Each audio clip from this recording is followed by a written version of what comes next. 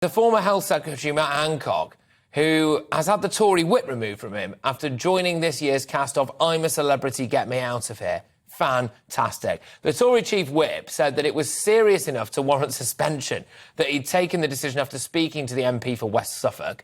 It's been met with criticism by the Tory campaign group COVID-19 Bereaved Families for Justice, and rightly so, in my opinion. It called the decision sickening and called for ITV to remove him from the programme. Well, joining me now is a man who appeared on I'm a Celeb, the former Lib Dem MP, Lembit Opik. Lembit, thank you very, very much. I don't know about you, but I don't think that Matt Hancock should be in there for a variety of different reasons. The taxpayer pays his wages just generally as an MP. I do think he made serious, catastrophic mistakes that potentially some would argue may have cost lives during the coronavirus pandemic. But all of that said, I am looking forward to him eating a kangaroo's penis.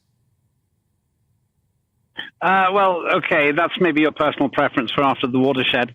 As far as I'm concerned, I do want him to be in there. I think he's got the right. I think he's pretty crazy if he thinks he can get his side of the story over.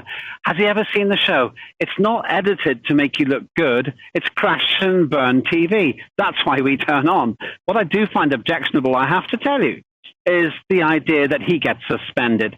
What is going on in the Tory party? Don't they realise that more people watch I'm a Celebrity, Get Me Out of Here than watch PMQs? And why didn't they suspend Nadine Dorries when she was in there? As far as I'm concerned, maybe Matt Hancock isn't making the smartest decision if he thinks he can control his media. He's actually signed that over to ITV now. But I do think he's completely entitled to be in there. It's between him and his constituents, not between him and the whip. No, but he's not got the best track record when it comes to remembering where the cameras are, does he, Lembit? And I think there's a concern that maybe he'll forget and we'll see the real Matt Hancock, and perhaps that's why the Tory party have suspended him. They actually really think he will crash and burn, and they don't want to be associated with the guy. Well, that's very pessimistic. You were talking about how kids behave earlier on, about Just Stop Oil. It's almost like you're being the dark father here, saying, oh, well, we've got to stop him from embarrassing the rest of the family. Actually, if Matt Hancock does well there, and I don't know if he will, then he could actually do himself quite a lot of good. If he does badly, it's not really going to reflect on the Tory party.